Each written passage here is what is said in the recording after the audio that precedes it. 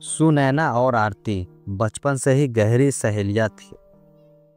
दोनों ने साथ स्कूल पास किया, साथ कॉलेज गई और हर मुश्किल घड़ी में एक दूसरे के साथ खड़ी रही। आरती हमेशा से खुश मिजाज और थोड़ी लापरवाह स्वभाव की थी, जबकि सुनैना समझदार और संवेदनशील थी। आरती की शादी कॉलेज में ही मिले उसके प्रेमी राहुल से हो गई। राहुल एक शांत, परिपक्व और गंभीर स्वभाव के व्यक्ति थे। उन्होंने शादी के बाद आरती का हर तरह से ख्याल रखा। सुनैना, जो शादीशुदा जिंदगी को लेकर हमेशा जिज्ञासु रहती थी, अक्सर आरती के घर जाया करती थी। आरती और राहुल दोनों ने उसे अपने परिवार का हिस्सा बना लिया था। एक दिन आरती ने फ़ोन किया, सुनैना, आज घर आ जाना, राहुल का प्रमोशन हुआ है और हम छोटी सी पार्टी रख रहे हैं। सुनैना खुशी खुशी तैयार हुई और आरती के घर पहुंच गई। वहां राहुल बहुत खुश नज़र आ रहे थे। उन्होंने सुनैना का स्वागत किया और पार्टी में उसे शामिल होने का धन्यवाद दिया। पार्टी के बाद जब सभी मेहमान चले गए, सुनैना ने राहुल और आरती के साथ बैठकर बातें की। राहुल ने उसे अपने काम की चुनौतियों के बारे में बताया और सुनैना उनकी मेहनत से बहुत प्रभावित हुई। वह देख रही थी कि राहुल एक अच्छे इंसान ही नहीं, बल्कि एक आदर्श पति भी है। कुछ दिनों बाद आरती ने काम की वजह से देर तक ऑफिस से रुकने की बात कही। उसने सुनैना को फ़ोन किया, तुम आ जाओ, राहुल अकेले बोर हो रहे होंगे, मैं देर से लौटूंगी।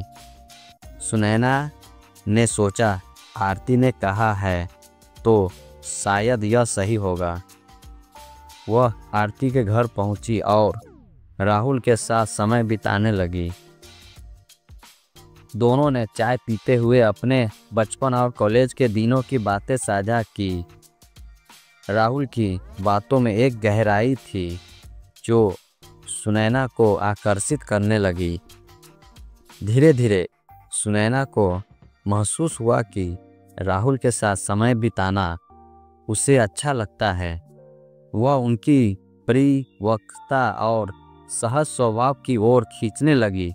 हालांकि वह यह भी जानती थी कि यह भावना गलत है। सुनैना अब आरती के घर बार बार जाने लगी।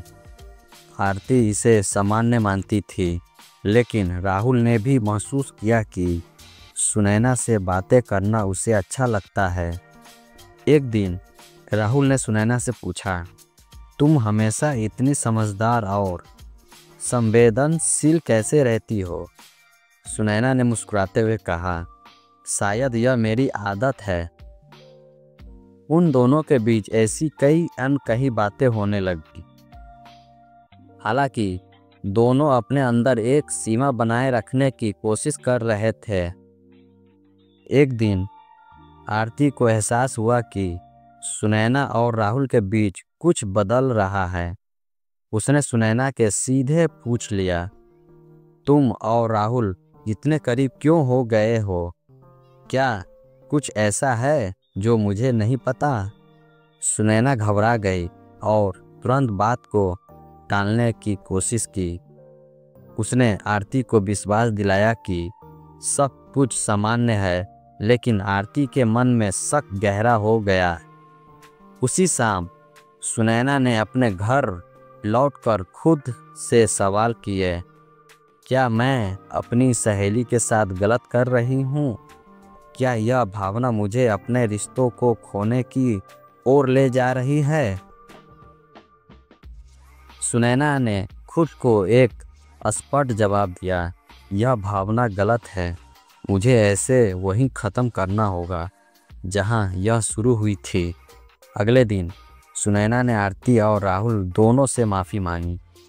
उसने आरती को बताया कि वह अब उनके घर नहीं आएगी क्योंकि उसे अपने जीवन में आगे बढ़ने की ज़रूरत है। उसने राहुल से भी दूरी बना ली। सुनैना ने एक नए शहर में नौकरी ले ली और वहाँ से चली गई। उसने अपना पूरा ध्यान अपने कैरियर और नई जिंदगी पर लगा दिया।